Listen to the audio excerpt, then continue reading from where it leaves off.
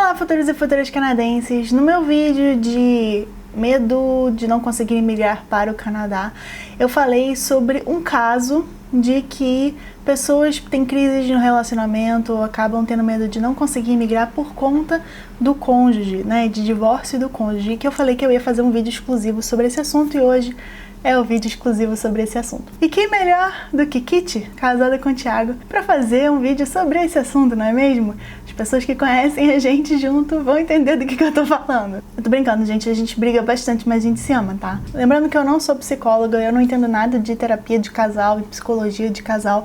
Eu tô aqui única e exclusivamente para contar as coisas que eu ouvi dos meus inscritos, dos meus amigos, que, né, depois que eu falei, nossa, mas que estranho, eu tô vendo um monte de gente se separando, as pessoas vieram até mim pra contar os casos delas, né, que deu origem, então, ao roteiro do vídeo de hoje.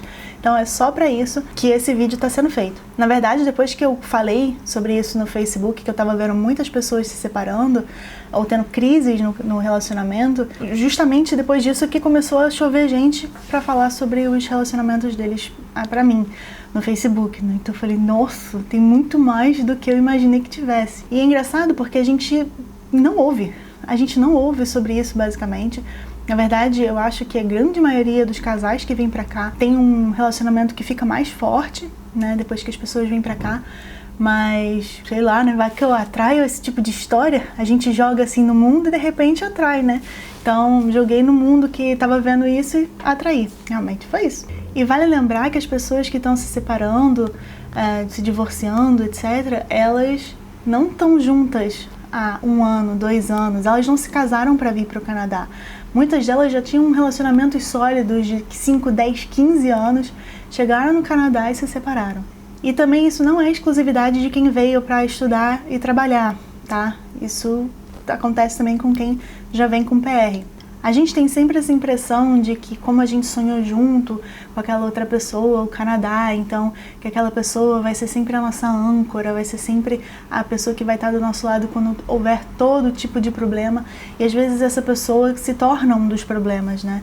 Eu espero sinceramente que isso não aconteça com vocês, mas caso, né, vocês tenham um certo receio que isso possa acontecer, ou vocês estejam vendo que isso está acontecendo agora que vocês estão aqui no Canadá, eu acho que vale a pena assistir esse vídeo, ver o que eu vou dizer, as histórias que eu vou contar, para que vocês possam prevenir ou entender o que está acontecendo, né? E como dá para ser resolvido, talvez. Então, na verdade, esse vídeo é um alerta, porque de todas as coisas que a gente imagina que possam dar errado quando a gente vem aqui pro Canadá, o casamento não tá nem entre o top 100, né? Eu nunca vi ninguém falar sobre crise de relacionamento quando as pessoas se mudam aqui pro Canadá, tá? Ou para qualquer lugar no mundo. E uma última coisa antes de eu entrar na historinha que eu quero contar, é que eu ouvi de uma das pessoas que deu aqui o relato pro vídeo, que ela, antes de sair do Brasil, era uma pessoa. 6 meses depois, 4 meses depois, 2 meses depois, 1 dia depois que ela pisou fora do Brasil, ela se tornou outra pessoa. E o cônjuge dela também. E as duas pessoas não combinavam mais, né? Eu não acho que seja uma coisa absurda, né? Durante toda essa transformação, da adaptação, de todo o processo de mudar para o exterior, que as pessoas que mudaram não se batam mais, mas é aquela coisa, você vai mudar. Quando você vier para o exterior, você vai mudar. Todo o processo de adaptação, ele gera mudanças e amadurecimento. Se você veio para cá e não mudou nada, ou você tinha uma vida igualzinha no Brasil, né? Ou realmente, assim, acho que você não aprendeu nada aqui, né? Mas, assim, todo esse processo é uma mudança muito grande na nossa vida. E, eventualmente, pode ser que vocês não se combinem mais. E não necessariamente isso vai ser uma coisa ruim, tá? Então, às vezes, vocês cresceram como pessoas diferentes e cada um seguiu o seu caminho também. Eu, sinceramente, espero que durante esse processo de adaptação e crescimento pessoal que vocês vão vir a passar ou estão passando aqui no Canadá, que vocês se fortaleçam juntos, que vocês cresçam juntos e que vocês continuem juntos e que as pessoas que vocês vão se tornar ou estão se tornando ainda combinem, né? Então eu vou contar agora pra vocês um resumo de todas as histórias que eu ouvi de pessoas que tiveram crises no relacionamento depois que elas se mudaram aqui pro Canadá.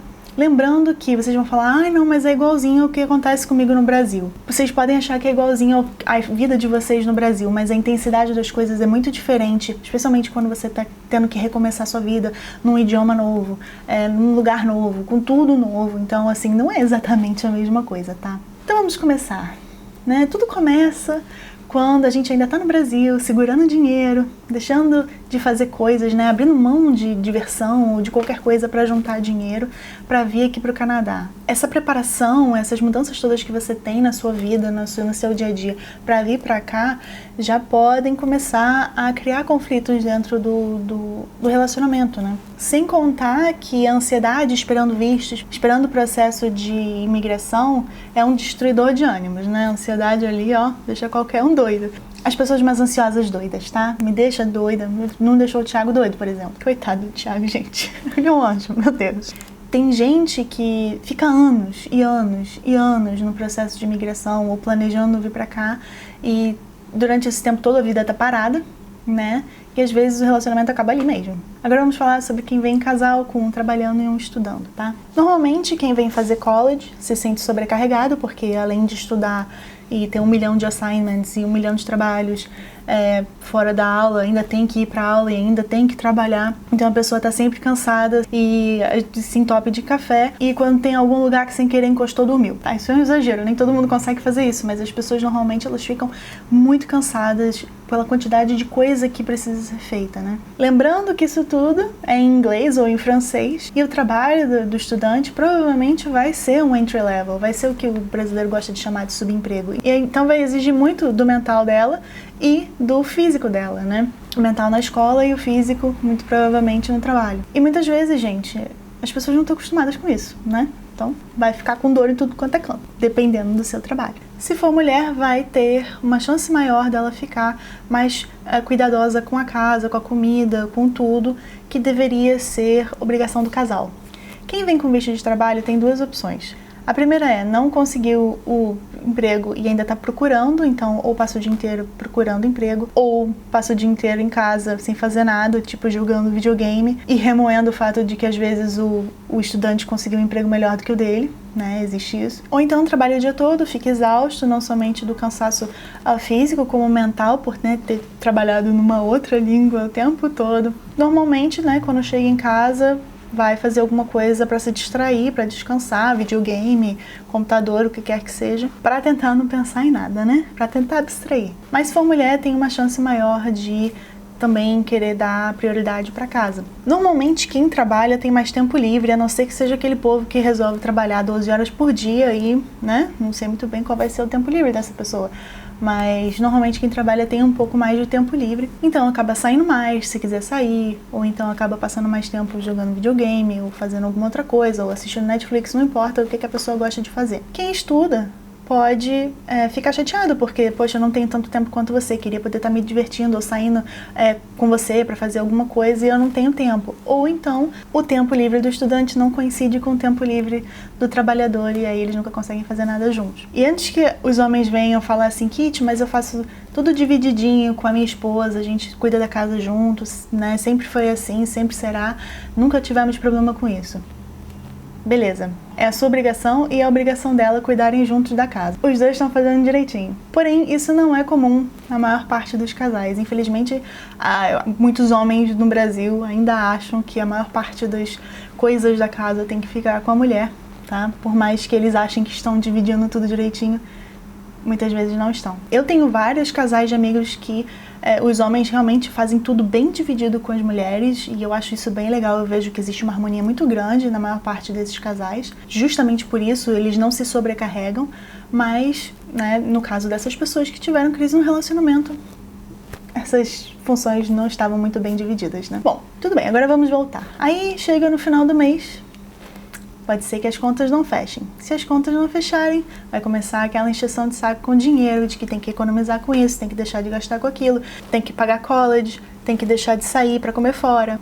A mulher tem que deixar de, sei lá, ir pra manicure ou fazer alguma coisa que ela gosta de fazer no sentido mais estético. E aí pode ser que por conta disso a autoestima dela vá lá no chão, porque ela não tá mais se cuidando. Ainda tem muitos perfis diferentes, né? Aí tem que deixar de gastar na rua, aí os dois têm que comer em casa, e grande parte das vezes eles chegam cansados em casa e não querem cozinhar, e aí acabam comendo comida congelada e não saudável. Esse negócio de você ter que economizar a ponto de acabar com a vida social do casal eu acho muito perigoso, porque eu vejo pelo menos aqui, tem muitas coisas que você pode fazer ao ar livre, muitos programas que você pode fazer ao ar livre aqui em Vancouver no verão, né? No inverno, eu acho que a maior parte dos programas, me corrijam se eu estiver errada, são pagos, tá? Então acaba que o casal fica trancado dentro de casa, né?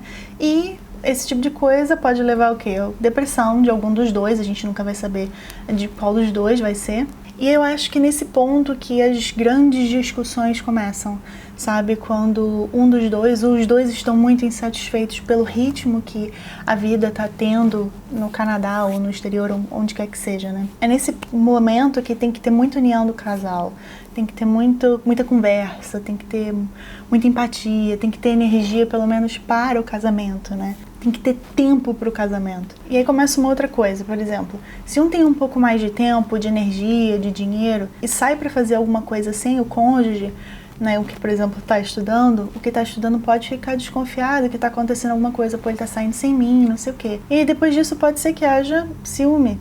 E às vezes pode até ser que esteja rolando algum tipo de traição realmente, mas pode ser também que o cônjuge que está estudando está tão atolado de coisa para fazer que ele não percebe. Uma outra coisa que pode acontecer também é um choque nos papéis que os dois estão desempenhando aqui no Canadá e que poderia ser muito diferente do que eles estavam desempenhando no Brasil. Então, por exemplo, pode ser que o homem fosse o trabalhador da casa e agora ele vai ser o estudante da casa.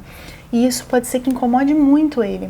Né? Tipo assim, como assim eu não sou mais o provedor da casa, né? Eu estou sendo sustentado pela minha mulher, também tem isso, né? Eu acho que vai muito da mentalidade de cada um, tá? Não estou falando que isso acontece com todo mundo. Aliás, eu acho que isso é uma coisa bem particular de determinadas pessoas. Pode ser também que a mulher não queira ser a provedora, né? Não sei. Uma outra coisa que eu também vejo criando muito conflito é quando um se adaptou e o outro não. Quando um gostou da cidade e o outro não. Quando um gostou do Canadá e o outro quer voltar para o Brasil. Isso também acontece. No meu caso, com o Thiago, por exemplo, nenhum dos dois gostou de Vancouver, né? Então isso não gerou nenhum tipo de conflito. Mas para onde a gente vai depois, aí já começa, né, a ter treta. Passou uma ambulância aqui, fez muito barulho, eu tive que parar. Mas como eu ia falando, às vezes a pessoa ela não se adaptou ao Canadá, não se adaptou ao frio, não se adaptou à língua, não se adaptou ao fato, por exemplo, de que ela não conseguiu um emprego na área dela e ela acha um absurdo ela ter que encontrar um emprego numa área que seja diferente da dela e inferior ao que ela fazia no Brasil, né? Então também tem muito isso. Apesar de que eu acho que esse tipo de coisa a gente avisa muito no YouTube, nos blogs, no que quer que seja, de que você vai ter que dar um passo para trás na sua carreira se você quiser andar para frente aqui. Então a pessoa já tem que estar ciente de que isso pode acontecer e tem grandes chances disso acontecer, né? Mas teoria e prática são coisas diferentes, né? Às vezes as pessoas sabem e elas quando chegam aqui realmente não gostam. Agora vamos falar sobre o processo de imigração, né? Porque depois que passou todo esse tempo, vocês agora vão aplicar para o processo de imigração. E aí, quem é que vai aplicar? Qual cônjuge que vai aplicar, né? Então, às vezes, existe discussão por conta disso também. Por quê? Porque às vezes um que tem um currículo melhor, né, que tem tudo, tem um inglês pior. E aí começa a jogar o pepino no colo do outro. E aí o outro não sabe lidar bem com pressão. E aí fica um jogando o negócio em cima do outro. Que afinal de contas, muitas vezes dá para imigrar ou por um ou por outro, né? Então não precisa necessariamente, não, nós vamos imigrar depois que o meu cônjuge terminar o college e pegar um PGWP. Não necessariamente você precisa fazer isso, esperar esse tempo todo, tá? Então, só falando isso, porque tem muita gente também que não sabe disso. Mas que de quem vem com filhos? Como é que fica esse negócio de crise no casamento? Bom, tudo que a gente faz quando tem filhos, assim, eu acho, né? Eu não tenho filhos, mas eu acho que tudo que a gente faz é em prol dos filhos, né? A gente quer que os filhos tenham uma vida melhor, tenham mais oportunidades, tenham qualidade de vida, etc. Mais do que pensar na gente. Então o casal muitas vezes vai continuar tendo os mesmos problemas, mas o sacrifício todo e continuar junto vai ser sempre por conta dos filhos, para tentar manter a saúde mental da família inteira, né? Eu acho que tem uma probabilidade menor do casal se separar quando tem filhos na jogada, mas eu já vi gente se separando com 10, 15 anos de casamento quando chegou aqui no Canadá e com filhos. E, gente, resumindo, assim, o que eu acho que pode ser um conselho para vocês dentro, né, de tudo aí que eu falei. São conselhos bobos, mas eu acho que são válidos. Eu acho que eu teria me dado esse conselho. O primeiro deles é: não comprem videogame, tá? Esse negócio do videogame é um separador de casais, tá? A segunda coisa, arrume um apartamento com uma lava-louça, que é menos um problema de casa para cuidar, tá? Então, na hora de dividir as tarefas, tem ali a lava-louça, ó, supimpa. E cuide muito bem do seu relacionamento enquanto vocês ainda estiverem no Brasil, né? Apesar de todas as brigas e discussões que eu tenho com o Thiago, até em live no Facebook, live no YouTube, eu vejo que o meu relacionamento com ele aqui foi o que me ajudou a passar por todas as dificuldades que eu tive aqui, que não foram poucas, né, assim, com língua, com college, com trabalho, com tudo. É ele sempre que tá me apoiando. Sem ele aqui eu certamente já teria ficado doida. Todo casamento tem conflitos, em maior ou em menor escala, não importa. Se vocês acharem que tem alguma coisa que, né, esteja ruim, pesada dentro do relacionamento de vocês ainda no Brasil, tentem fazer terapia de casal. Assim, eu acho que é um gasto que é necessário, tá? Porque realmente, assim, a mudança quando a gente vem aqui pro Canadá é muito grande. Sentem para conversar sempre que tiver alguma coisa acontecendo. Conflito é muito comum. E não venham para o Canadá com esses conflitos que vocês sabem que existem e que são grandes, porque no Canadá esses conflitos não vão se resolver, né? E como eu falei, as pessoas aqui mudam, pode ser que esses conflitos aumentem também. Espero que vocês tenham gostado do vídeo, compartilhem com as pessoas que vocês acham que podem estar tendo dificuldade aí no casamento, e especialmente se ainda estiverem no Brasil, tá? Deixa o seu joinha, inscreva-se aqui no canal e a gente se vê na próxima. Tchau, tchau!